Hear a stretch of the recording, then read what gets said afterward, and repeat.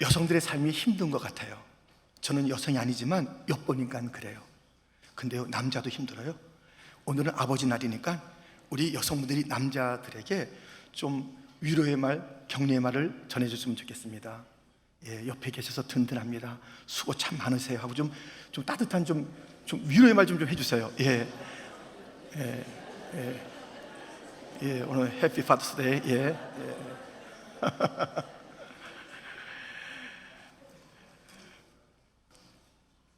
오늘 본문에 주는 우리의 아버지라는 그런 구절이 있습니다. 여러분, 아버지란 단어에 어떤 이미지가 떠오릅니까? 어떤 분들은 아쉽게도 하나도 안 떠올라요. 왜? 일찍 아버지를 여겼기 때문에. 어떤 분들은 아버지 얘기 들으면 막 속이 답답하고 그냥 뭔가 좀 힘들어요. 그 추억들이 힘들까요? 예. 그래서 아버지란 단어가 힘든 단어일 수가 있어요. 어떤 분들은 따뜻하지요.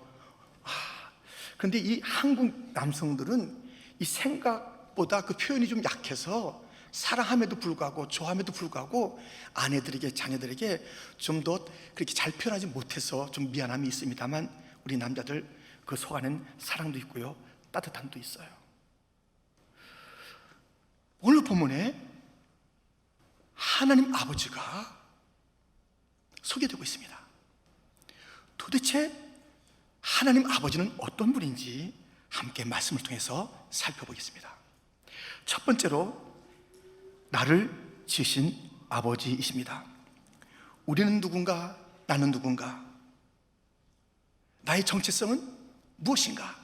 바로 천지를 지으신 하나님 아버지의 고귀한 작품이라는 것이에요. 본문 8절을 다시 한번 같이 읽겠습니다. 그러나 여호와여, 이제 주는 우리의 아버지시니이다. 우리는 진흙이요 주는 토기장이시니 우리는 다 주의 손으로 지으신 것이니이다. 아멘.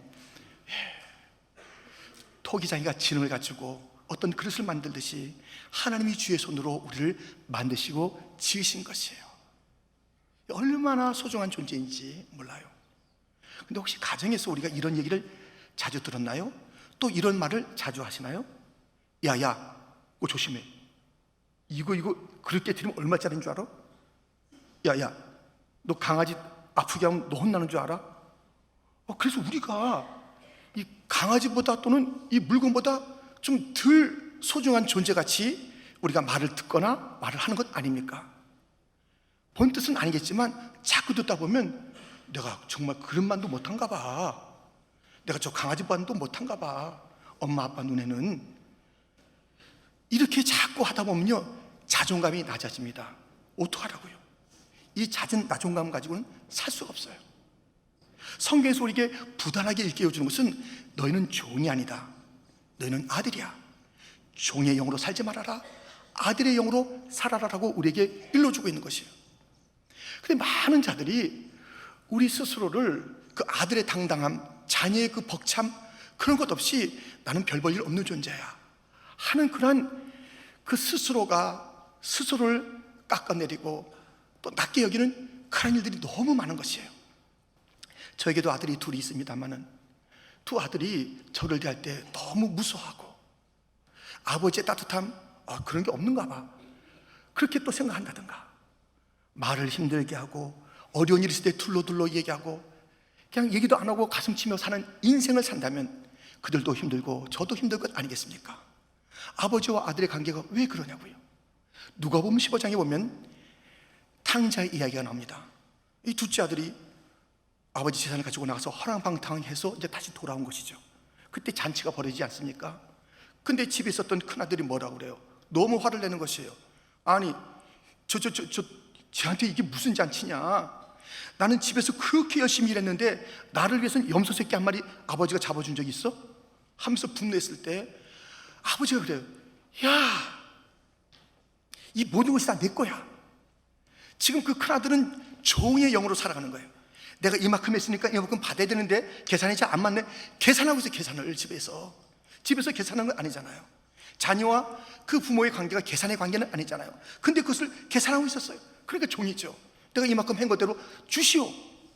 야, 이게 다 내 거야, 내가 누릴 거야, 왜 이렇게 너는 그렇게 종처럼 살고 있었니? 하는 아버지의 답답함이 있었던 것을 우리는 누가복음 15장을 통해서 알게 됩니다. 복음 찬송 중에요, 이런 찬송이 있습니다. 나를 지으신 주님, 내 안에 계셔. 처음부터 내 삶은 그의 손에 있었죠. 내 이름 아시죠? 내 모든 생각도, 내 흐르는 눈물 그가 닦아 주셨죠. 그는 내 아버지, 난 그의 소유. 내가 어딜 가든지 날 떠나지 않죠. 내 이름 아시죠? 내 모든 생각도 아바라 부를 때 그가 들으시죠. 우리는 하나님 아버지의 지음받은 존재입니다. 하나님이 우리의 이름을 아시고, 왜요? 지어주었으니까요. 다른 모든 피조물과 달라요. 하나님은 우리에게 하나님의 형상의 이름을 줬어요. 하나님의 자녀, 아들과 딸이라는 이름을 줬어요. 그런데 세상의 모든 피조물은 하나님께서 이름을 준 게 아니에요. 우리한테 이름을 붙이라고 그랬어요. 너희들이 이름을 한번 붙여봐. 우리에게 그 놀라운 권세 주시면서 이름을 붙여 그 이름을 부르게 하신 거예요. 우리는 다른 존재예요.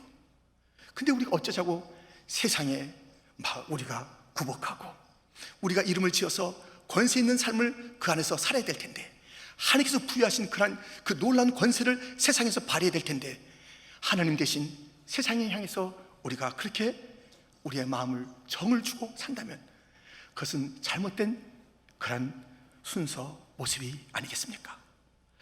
우리는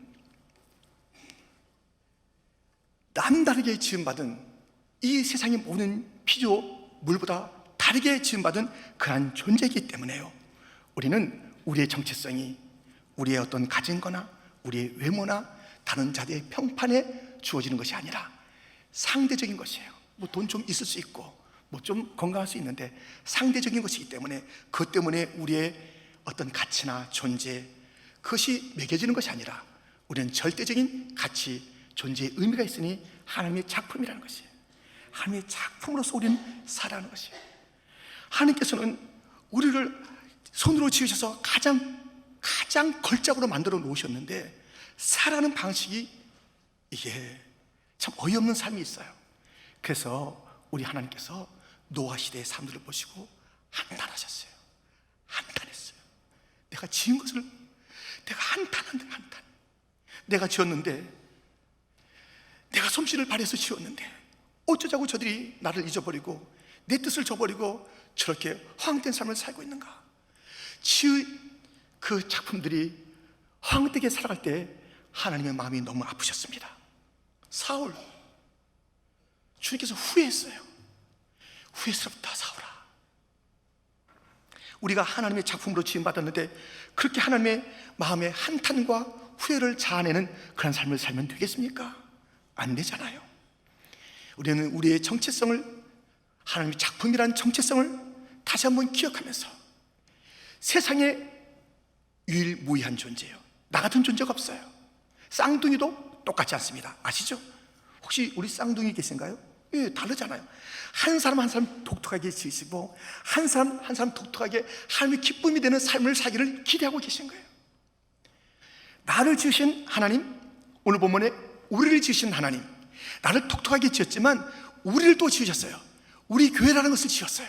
공동체를 지었어요. 그리스도의 몸으로 지었어요. 한 사람 한 사람 독특하지만 전체가 나 잘났다 하라는 것이 아니라 전체가 자기의 역할을 잘해서 예수 그리스도의 영광이 나타나는 그리스도의 몸으로 살라라고 우리를 지으시고 교회를 지으신 거예요. 명품으로 살아야 돼요. 명품으로 살아야 돼요. 우리 교회 명품 교회가 되어야 됩니다. 우리는 우리가 만든 게 아니에요. 사람의 뜻으로 세워진 교회가 아니에요. 하나님께서 핏값으로 산 교회예요. 얼마나 소중한 교회인지, 한 사람 한 사람 독특한 역할을 맡겨서 우리 교회를 사시고 하나의 공동체 그리스도의 몸이 되게 했으니까요, 우리 온 땅에 주님께서 원하시는 그런 삶을 살아내야 돼요. 아멘. 함부로 살지 맙시다. 나 아무것도 아니라고 그렇게 말하지 맙시다. 나 주님에게 너무 소중한 존재고, 우리 전체가 함께 어울려서 주님을 드러낼, 주의 이름을 드러낼 그 놀라운 그런 교회로 지어주었으니 나를 지으신 주님이여, 우리를 지으신 주님이여, 우리 교회를 지으신 주님이여, 주의 영광만 나타내는 교회 되게 하시고 나의 소중함을 잊지 않게 하여 주시고 주의 작품됨을 내가 놓치지 않게 하여 주셔서 멋지게 살게 하여 주시고 주님의 마음에 한탄이나 후회는 우리 교회 어느 지체에게도 없게 하시고 나에게도 없게 하여 주시옵소서. 나를 지으신, 우리를 지으신 교회를 지으신 주님을 기억합시다. 오늘 본문이 이야기하는 하나님 아버지는 어떤 분인가? 두 번째로, 나를 용서하시는 아버지이십니다. 자녀들이 부모에게 언제나 잘 안 하나요? 잘 못할 때가 있잖아요. 잘 못할 때가 더 많아요. 그럼 어떻게 하면 돼요? 잘 못할 때는 그 아버지 어머니에게 잘하는, 완벽하게 하는, 노력하고 애써서 그렇게 되는 삶을 살아야지 살 수 있습니까? 못 살아요. 늘 이렇게 잘못이 계속되는데 어떻게 우리 계속 아버지 어머니가 완벽하게 마음에 드는 그런 삶을 살아낼 수 있단 말입니까? 그거 힘들잖아요. 잘못했을 때 그렇게 살 수 없다면 방법이 하나 있네. 도망가면 된다. 여러분, 도망간다고 됩니까? 안 됩니다. 여러분들 학교 다닐 때 즐거움이 뭐였습니까? 저 학교 다닐 때 즐거움이 많았습니다. 학교 가서 도시락 일찍 먹는 거, 이거 상당히 이거 재밌습니다. 4교시 끝나고 먹어야 되는데 2교시나 3교시 끝나고 이제 먹는 거예요. 그래서 반찬이 비슷해요, 친구들. 근데 그것을 막 이렇게 데워 먹던가 이렇게 할 때 참 즐거움이, 뭐 그거 말고도 있긴 있었어요. 즐거움이 있었는데요, 괴로운 게 있었어요. 학교 다닐 때 뭐냐면 매 학기마다 나오는 성적표를 가서 아버지 도장 받아오는 거예요. 이거 힘들어요. 그 수없는 학기 중에서 떳떳하게 가서 이 도장 받은 때가 몇 번 있을까? 다 감추고 싶어요. 근데 도장 받아야 돼요. 아니면 아버지 도장 제가 새겨가지고 찍어야 돼요. 그것도 힘들잖아요. 그러니까 이거 보여야 되는데 이게 힘든 거예요. 근데 아버지가, 야, 너 가문의 수치다. 이게 매번 이게 뭐냐? 그만 끝내자. 이 성적 가지고는 아버지와 아들의 관계가 이루어질 수가 없어. 이건 아니야. 만약에 아버지께서 그렇게 말씀했다면 저는 초등학교 때 허적을 파서 나가야 되는 거예요. 그러다가 이제 여기 몇 분을 제외하고는 많은 분들을 밖에서 만날 거예요. 그렇게 기준이 안 맞으니까 집에서 쫓겨난. 아버지는 성적으로 저와의 관계를 맺는 것이 아니라 용납과 기다림. 제가 부족한 것이 너무 많았는데, 볼 성적이 너무 부끄러웠는데 도장을 찍어주면서 그래도 여전히 우리 성국이 부르셨던 그 아버지가, 그 관계가 너무 고마웠습니다. 그런데 그 아버지의 용납하시는 은혜로 그 관계가 있었던 것처럼 오늘 본문에 잘못한 그 자녀들이, 백성들이 그 하나님 아버지의 용서를 구하는 장면이 나옵니다. 9절에 보면 이런 말씀이 있어요. 여호와여, 너무 분노하지 마시오며 죄악을 영원히 기억하지 마시옵소서. 구하오니 보시옵소서. 우리는 다 주의 백성이니이다. 이 용서를 구하는 거예요. 이게 아버지라고 불렀잖아요.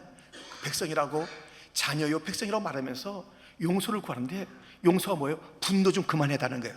분노 좀 이제 멈춰주세요. 그리고 이 죄악을 좀 영원히 좀 기억하지 말아주세요. 용서가 무엇이에요? 분노가 멈춰지는 겁니다. 그리고 죄악을 갖다 잊어버리는 거예요. 영원히. 그게 용서지. 또 다음날 생각하고 너 어저께 그랬지, 내가 어저께 봐줬지만 못 봐주겠어, 이게 계속되는 그런 삶이 아니잖아요. 그래서 그것을 구하고 구하는 그 모습을 보게 됩니다. 이렇게 용서를 구하는 거예요. 그때 하나님께서 용서를 구하는구나, 알았어, 난 전능한 하나님인데 내가 못하는 게 뭐 있어? 네가 죄를 갖다가 그렇게 용서를 구하니까 오케이, 그 죄 용서, 노 프라블람. 죄는 그렇게 되는 게 아니에요. 천지를 말씀으로 지으신 하나님이 죄의 문제를 갖다 간단하게 말로, 그래 노 프라블람, 됐어, 없는 걸로 하자, 이렇게 하시는 분이 아니에요. 용서는 하시는데 상당히 이 용서는요, 그 대가가 있어요. 대가가. 예수님을 십자가에 못 박으시고 그에게 진노를 쏟는 거예요. 분노를 쏟는 거예요. 그의 의를 우리 것으로 삼으시면서 용서하시는 거예요. 이게 놀라운 이 용서. 주님께서 이렇게 이게 용서해달라고 알았어 하는 게 아니라 십자가를 통해서 우리를 용서하시는 거예요. 우리가 구하면 십자가를 통해서 용서하세요. 아닙니다. 여러분들, 우리가 용서를 구할 때 십자가를 통해서 용서한다. 아닙니다. 용서는 그게 아니에요. 또 다른 요소가 있어야 돼요. 이 요소를 갖다가 우리가 놓치면 안 됩니다. 예수님께서 가르쳐 주신 거예요. 들어보세요. 마태복음 6장 14절 15절. 너희가 사람의 잘못을 용서하면 너희 하늘 아버지께서도 너희 잘못을 용서하시려니와. 15절 같이 읽겠습니다. 너희가 사람의 잘못을 용서하지 아니하면 너희 아버지께서도 너희 잘못을 용서하지 아니하시리라. 아멘. 아버지 하나님, 전능하신 하나님이여, 좀 진노를 좀 그만 부으시고 그만 우리를 다 용서해 주세요. 그래, 십자가를 통해서 내가 다 진노를 쏘았고 너희를 용서한다가 아니라니까요. 우리에게 요청하는 그런 용서는 그 큰 그림이 있으니, 용서는 우리의 죄악을 덮는 것이요, 용서는 우리를 회복하는 것이요, 용서는 우리에게 새로운 마음을 주시는 것이요, 용서는 우리에게 새로운 길을 주시는 거예요. 용서는 완전한 것이에요. 용서가 어설프지 않아요. 그런데 주님께서 나한테 용서를 구하는 거라 용서해 준다 하면은 뭐가 남아요? 서로 지은 죄, 서로 용서하지 않은 죄, 서로 미워하고 정죄하고 있는 그것. 나는 용서받아서 천국 가네, 회개했으니까 천국 가네. 천만의 말씀. 서로는 아직 감옥인데. 그래서 하나님의 용서를 구하는 자가 먼저 해야 될 일이 있습니다. 서로 용서하는 거예요. 하나님 이 용서라는 것을 우리에게 주시는 그 놀라운 선물인데, 정말 선물인데, 근데 우리가 서로가 감옥생활을 하고 있는 것이 있어요. 서로가 막 멱살을 쥐어잡는 게 있어요. 영적으로 눈에 보이지 않게 계속 붙잡고 있는 게 있어요. 너 내가 놀 줄 알아? 하면서 자기 자신이 거기 감옥이 되는 거예요. 자기가 용서하지 않은 사람, 그 사람은 그것도 몰라요. 그냥 10년 전, 5년 전에 그냥 지나가다가 무심코 한 말이에요. 의도적으로 한 말도 아니라 그냥 일상적인 얘기했는데 저 나한테 한 얘기네 하면서 그것을 갖다가 끙끙 앓면서 용서하지 않고 있는 거예요. 이런저런 용서하지 않고 이 딸못은 그냥 지옥생활 하고 있는데 나한테 용서를 구하러 왔느냐? 내 용서는 그런 용서가 아니야. 십자가를 봐라. 수직과 수평이야. 다 해결돼야 돼. 내 용서는 너의 서로의 용서를 포함하는 그런 용서가 진정한 용서야.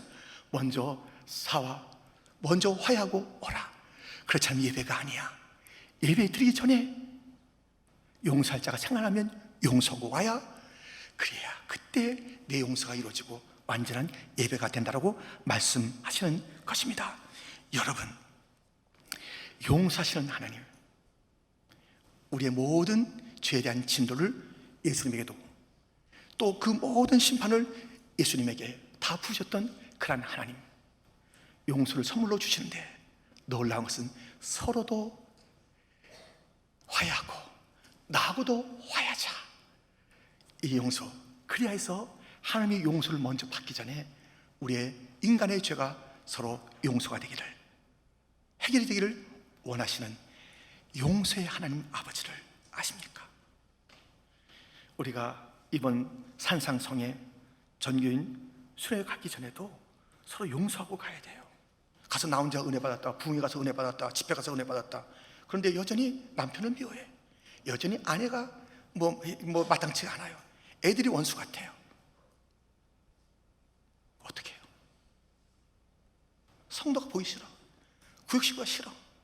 은혜 많이 받으면 뭐하냐고요. 가서 내 문제 해결, 그게 뭐하냐고요. 이 땅에서 맥혀 있는데.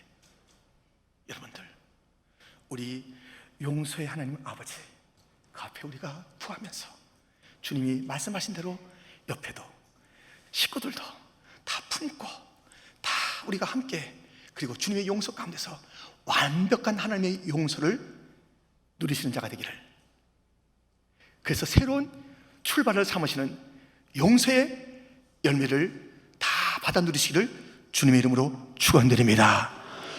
우리 하나님 아버지는 세 번째로 나에게 침묵하시는 아버지십니다. 아니, 나를 지으셨어요. 나 또 용서하신다고 그랬고 말씀 주셨어요. 근데 속이 상한 게 있어요. 아니, 내가 어려울 때 왜 침묵하셔요? 오늘 본문에 보면 하나님 아버지, 그분이 아니 아버지신데 내가 지금 어려운 일 당하고 있는데 가만히 계시는 거예요. 잠잠하시는 거예요. 아니 이게 무슨, 아니 아버지가 아니, 무슨 이럴 수가 있냐, 이럴 수가 있냐예요. 오늘 본문에 보세요. 10절부터 보면 주의 거룩한 성읍들이 광야가 되었으며 시온이 광야가 되었으며 예루살렘이 황폐하였나이다. 우리 조상들이 주를 찬송하던 우리의 거룩하고 아름다운 성전이 불에 탔으며 우리가 즐거워하던 것이 다 황폐하였나이다. 12절 같이 있습니다. 여호와여, 일이 이러하거늘 주께서 아직도 가만히 계시려 하시나이까? 주께서 아직도 잠잠하시고 우리에게 심한 괴로움을 받게 하시려 나이까? 아니 하나님 아버지, 우린 주의 백성이에요, 자녀예요.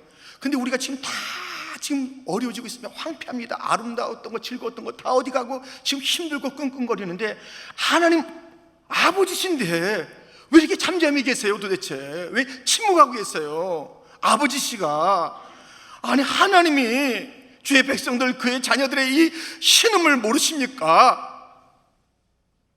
하나님 어디 계신 거예요? 하나님 어디 계신 거예요? 하나님의 부재에 대한 그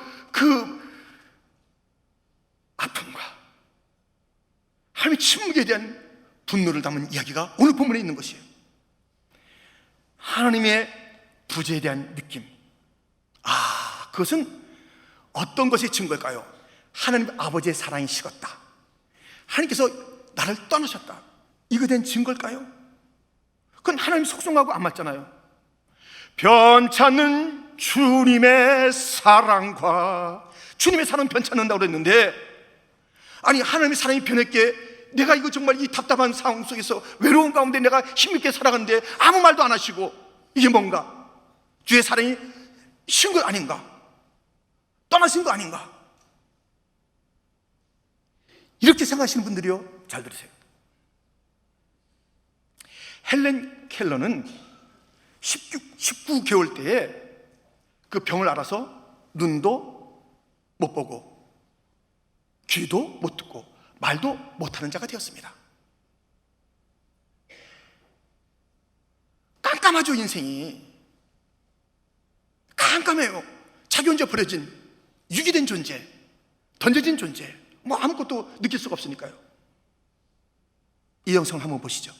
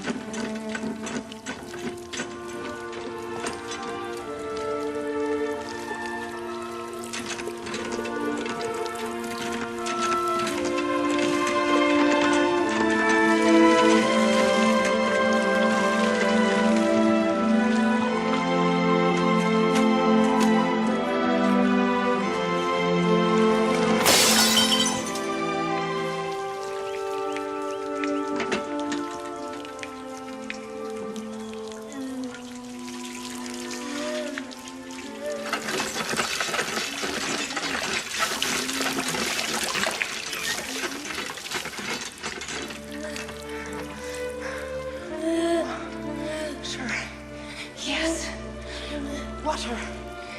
It has a name. Yes. Yes. Yes. Yes. Yes. Yes. Water. Yes. Pump.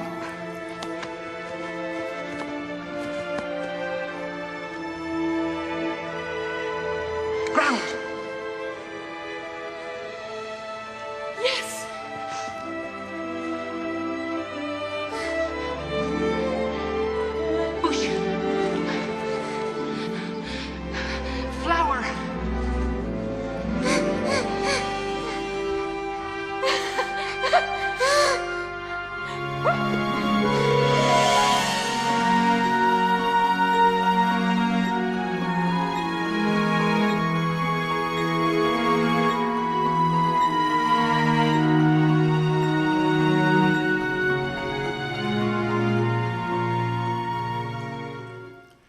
헬렌 켈러에게는 마치 아무도 자기를 사랑하지 않고 아무 아름다운 것이 없는 것처럼 그렇게 고독한 존재였습니다. 왜요? 밖에 없어서요? 밖에는 있었으니까. 근데 그의 감각이 열리지 않은 거예요. 7살 될 때 설리반에는 교사가 나타나기 전까지는 그의 감각이 열리지 않았어요. 그 교사가 감각을 열어준 거예요. 이게 물이야, 물 쓰고 또 거기서 갖다 느끼게 하고, 이게 펌프고 이건 그라운드야, 이건 플라워 하면서 그의 감각을 열어줘서 그가 얼마나 자기는 버려진 존재, 외로운 존재, 캄캄한 존재가 아니라 나를 사랑하고 나에게 그 모든 선물이 되는 그런 온 땅이 이렇게 펼치는 하나님의 놀라우신 은총의 그것들을 그 감각으로 이제 알아낸 것이에요. 혼자서는 몰랐죠. 설리반이 있었기 때문이죠. 우리가 고독을 느끼죠? 외로움을 느끼죠? 버려진 것 같죠? 문제는 하나님이 아니에요. 사람은 버릴 수가 있어요, 자녀를. 하나님 한 번도 안 그래요. 하나님의 사랑은 언제나 뜨거워요. 문제는 무엇이냐? 우리의 영적인 감각이 무뎌졌기 때문에 그냥 하나님이 안 보이고 떠난 것 같고 사랑이 식은 것 같아요. 그러지 않습니다. 하나님의 그 사랑은 언제나 있는데 우리가 감각이 열리지 않으니 설리반이 헬렌 켈러의 그 감각을 열어주었듯이 성령님이 우리에게 오셔서 우리의 영적인 감각을 열어서 하나님을 다시 깨닫게 되고, 할렐루야, 성령의 역사로 말미암아 온 세상이 이토록 아름다운가, 하나님께서 나를 위해서 지으신 이 온 세상을 다시 한번 보면서 혼자서 그냥 방구석에서 나는 어떻게 하면 좋은가, 아이고 죽어야 돼, 나는 끝났어, 이런 인생 살지 마시고 성령이요 나의 감각을 열어 주옵소서, 내 눈을 열어 주옵소서, 주의 그 놀라운 세계를 보게 하여 주옵시고 주의 길을 열어 주시옵소서, 말씀이 생명의 말씀이 들리게 하여 주옵소서, 저의 입을 열어 주시옵소서, 고백하게 하여 주옵소서, 찬송하게 하여 주옵소서, 선포하게 하여 주옵소서. 성령의 역사로 설리반을 만났던 헬렌 켈러의 그 놀라운 역사, 그 기적의 역사가 우리의 이 시간의 역사가 되기를, 기적이 되기를 주님의 이름으로 축원드립니다. 우리가 너무 답답해요. 하나님 아버지 왜 가만히 계세요? 왜 침묵하고 계세요? 왜 이러고 계십니까? 여러분들, 하나님께 자꾸 침묵한다고 왜 이러고 계시냐고 그만 물어보세요. 여러분이 아무리 힘들어도 근데 왜 이게 하나님께서 설명도 안 해주시고 이런 어려움을 줬냐고 그만 물어보세요. 하나님 아버지는 우리에게 그것을 설명해 줄 의무가 없어요. 그런 의무가 없으신 분이에요. 하나님이신데 말씀을 통해서 또 여러 가지 통해서 알려주실 것은 알려주시는데 상당히 많은 부분은 하나님께서 그냥 섭리로 끌고 가시는 거예요. 설명해도 몰라요. 우리가 아이들에게 무슨 뭐 설명해도 어떻게 미적분을 갖다 풀 수 있어요? 산수도 못하는 그런 애들에게 부모가 우리가 애들에게 다 설명해주고 하냐고요. 설명이 안 되고 설명할 수도 없잖아요. 그때 그 설명이 안 되고 설명을 모를 때 우리는 불안해하고 두려워하고 걱정하고 의심할 게 아니라 어떻게 하면 될까요? 예수님 따라가면 됩니다. 예수님 이렇게 하셨어요. 예수님 십자가에서 이렇게 물으셨어요. 하나님 위에 엘리 엘리 라마 사박다니, 나의 하나님 어찌하여 나를 버리셨나이까? 물어봤어요. 하나님 어찌해서 지금 이런 일이 벌어지는 겁니까? 좀 저에게도 좀 말해 주시고, 지금 여기 있는 사람들 다 궁금할 텐데 어떻게 뭐 하나님의 아들이라는 그런 자가 이렇게 십자가에 달렸는지 좀 확실하게 좀 설명 좀 해주세요. 왜 버렸는지, 어찌하여 나를 버리셨나이까? 이렇게 물으셨어요. 근데 하나님께서 그거 왜 그런지 알아? 대답 안 해줬어요. 침묵. 그때 예수님께서 이렇게 하셨다. 하나님 아버지 왜 설명도 안 하고 이런 일 하십니까? 그렇게 따지지 않았어요. 그 침묵 속에서 그 긴 침묵을 견디시다가 이런 말씀을 하셨습니다. 누가복음 22장 44절부터 때가 제6시쯤 되어 해가 빛을 잃고 온 땅에 어둠이 임하여 제9시까지 계속하며 성소의 휘장이 한 가운데가 찢어지더라. 예수께서 큰 소리로 불러 이르시되 아버지, 내 영혼을 아버지 손에 부탁하나이다 하고 이 말씀을 하신 후 숨지시니라. 아멘. 물어봤는데 답이 없고 어둠과 침묵은 계속됐어요. 그 침묵은 하나님께서 일을 안 하시는 게 아니에요. 침묵 속에서 더 일하신다고요. 하나님의 경륜과 역사는, 구속의 역사, 그 모든 것은 계속 진행되는 거예요. 그 놀라운 일들이 벌어지잖아요. 성소의 휘장이 찢어지잖아요. 가장 본질적인 문제가 해결되잖아요. 침묵 속에서 그런 일들이 해결되는 것이고, 예수님은 변함없이 그 침묵 속에서 하나님 아버지를 신뢰했습니다. 맡겼습니다. 여러분들 설명이 안 되는 어려운 일들을 만나셨죠? 한번 물어보세요. 하나님 왜 그러시냐고. 근데 답을 안 주잖아요. 그러면 막 하나님 의심하고 발을 동동 구르고 이게 뭐냐고 막 이렇게 하지 마시고, 하나님 믿나이다. 하나님을 신뢰합니다. 하나님을 오르십니다. 하나님을 사랑하는 자, 곧 그 뜻대로 부르심을 입은 자들에게는 모든 것이 합력하여 선을 이루느니라. 아멘. 하나님의 그 신실하심을 믿어야죠. 하나님은 영원히 신실하세요. 영원히 그 인자하심이 마르지 않습니다. 우리 주제에 뭐 그렇게 다 알아서 어떻게 하겠다고요? 하나님께서 이 역사를 갖다 다 끌고 가시는 거예요. 어떻게? 우리에게 가장 좋은 것으로 끌고 가실 줄 믿습니다. 이해가 안 돼요? 사람의 경험과는 이게 안 맞는 것 같아요. 근데 왜 실패해요? 왜 상실이에요? 왜 어려움이에요? 왜 넘어짐이에요? 왜 그러세요? 왜 그러세요? 침묵 속에 설명을 안 하신다면, 할렐루야, 주를 믿나이다. 어둠 속에서도 주를 믿는 믿음이 진정한 믿음이니, 캄캄한 침묵 속에서도 주님을 신뢰하고 찬양하는 것이 진정한 찬양이니, 아니 눈에 보이고 다 뭐 확인되는 거 그걸 갖다 믿고 찬양하는 것, 그것보다는 캄캄함 속에서 주님을 찬양하는, 아무것도 보이지 않는 것 속에서 주님을 신뢰하는 거예요. 인간의 감각과 경험에서는 정말 그 실패인 것 같아도 하나님은 실수하지 않는다라고 고백하면서 모든 자들 앞에서 쓰러지지 않는 그 믿음을 보여야 하는 것이에요. 우리의 하나님 아버지는 어떠한 아버지십니까? 오늘 본문은 우리에게 이렇게 일러주고 있다는 것을 우리가 보지 않았습니까? 나를 지으셨다, 우리를 지으셨다, 기대하신다는 거예요. 가장 탁월한, 아니 이 종도 그 지음받은 목적대로 그 때가 되면 다 그 역할을 하는데, 마이크가 이렇게 역할을 잘해주니까 오늘도 우리가 제가 설교하기에 또 여러분 듣기에 얼마나 편하냐고요. 이 악기들이 자기의 각자의 소리가 다 내주니까 아름다운 화성을 이루는 것 아니에요. 각자 역할을 다 하니까.